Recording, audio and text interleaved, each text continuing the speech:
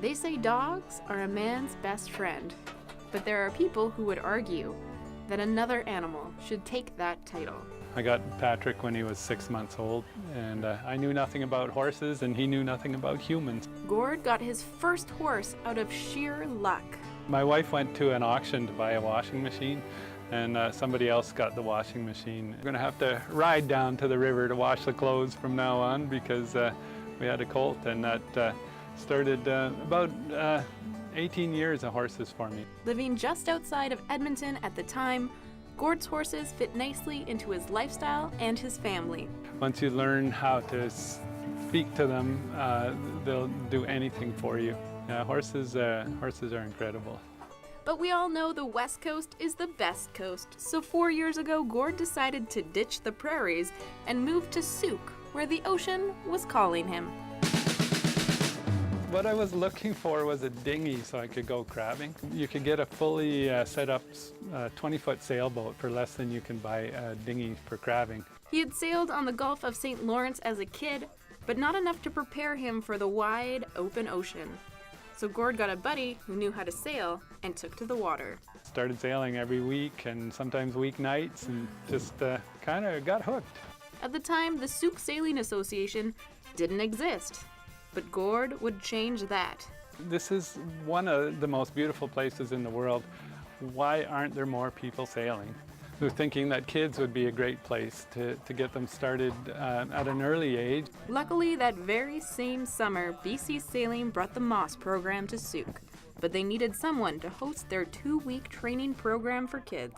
So we quickly formed the Sooke Sailing Association, got it registered as it's a non-profit society, and started taking over the hosting of that program.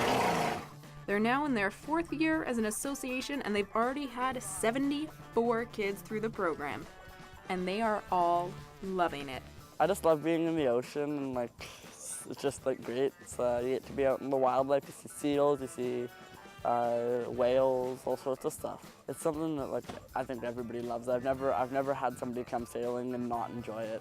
Lucy was in her first sailing camp only last summer, and in the fall she raced in her first ever regatta, and she won her category. Well, it's fun, and Do you like going fast? yeah, sometimes you just get to rip on it and woo! At first, Gord tried to keep his horses in Sooke, but his granddaughter developed an allergy to them, and it became something the family just couldn't do together. We don't have our own property, and in Alberta we did, and hay was cheap and straw was cheap. Gord had to make the very hard decision to give his horses away to George at Horsing Around BC. And I knew that they'd be okay, and they've got a huge field and a bunch of other horses to hang out with. I wouldn't have been able to sell them, but I could give them to George because I knew they'd be looked after. Even after the heartbreaking decision to let someone else care for his horses, Gord still visits his old friends whenever he can. And it turns out that horses and sailing have more in common than you may think. You can get on a horse or a sailboat, and you need to focus on what you're doing. And, everything else doesn't matter. You can forget about all the pressures and worries and everything and just be in the moment. So I guess the lesson learned here is what horses are to the prairies, sailboats are to the West Coast. In Sooke, I'm Meg Cuthbert.